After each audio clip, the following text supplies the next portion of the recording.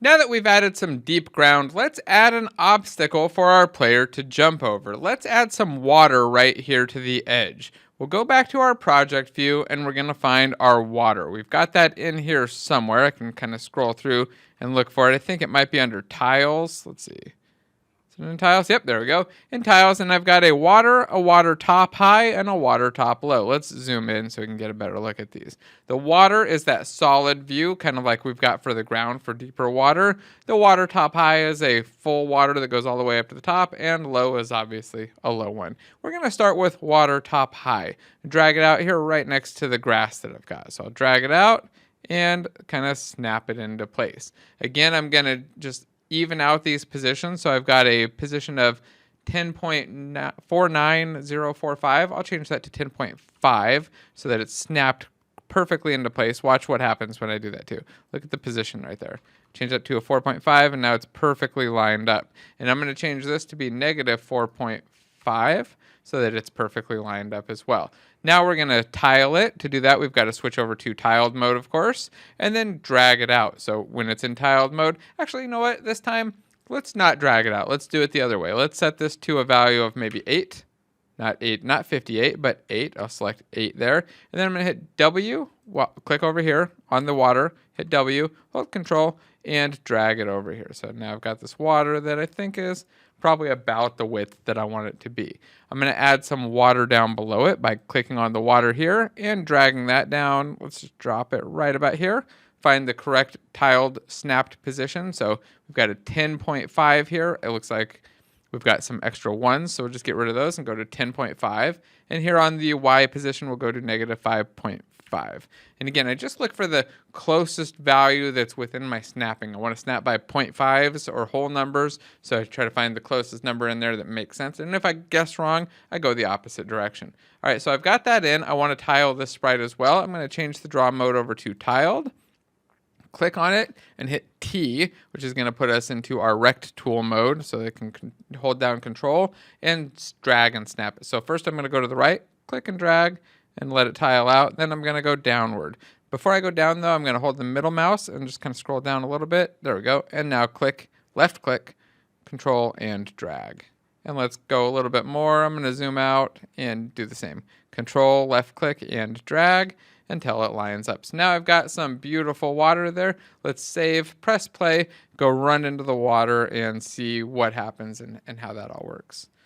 So we run, come on. Come on, character, there he goes. He goes running, and falls down. So we're gonna need to make a little change to our water. Add something to allow him to bounce or float or something so that he's just not falling down through the ground. The first thing that we're gonna do is add a collider. We'll start with a simple polygon collider, a polygon collider 2D. If I zoom in, this is again on the water top. We don't need this on the bottom part. If I zoom in, you can see that we've got this collider here, but it doesn't line up with our entire object because we haven't checked the auto tiling box. If I check auto tiling, now I've got a collider that lines up with my sprite renderer kind of pretty closely and will allow me to run on this thing. Let's try that. Let's go turn on the sprite renderer, hit play, run over there and make sure that we can run across the water. That's what we should kind of expect to see now. So we go over here, we get onto the water, and there we go. We can run on it. It's a little bit bouncy. That's pretty good, but not quite what we want. We want this water to be bouncy like actual water. So to do that, we're going to add in another component. And this is a built-in component part of Unity that makes this really, really easy to do. We're going to first let's go to the water top high and the water top low, and change all three of these to be full rect and hit apply. So that way our warning here goes away. When I select the water top high, we no longer have that warning there. Now I'm going to collapse the sprite renderer and we're going to add another component. We're going to add an effector and we want to add a buoyancy effector specifically. So I'm going to clear this out, just hit the backspace there to remove the search, go to physics 2D, and we're going to look for buoyancy effector 2D. This is an effector or a special component that you can add on to a collider that will make it allow you to, well, it makes it act like buoyant water that will bounce objects back up that fall in it. So let's click the buoyancy effector 2D and take a look at what it says here. So we've got a use collider mask checkbox that's checked and a collider mask checked everything.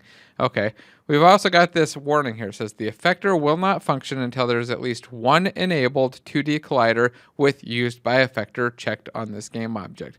What that means is that for this effector to work, it has to know which collider to use. And you can have multiple colliders on a game object.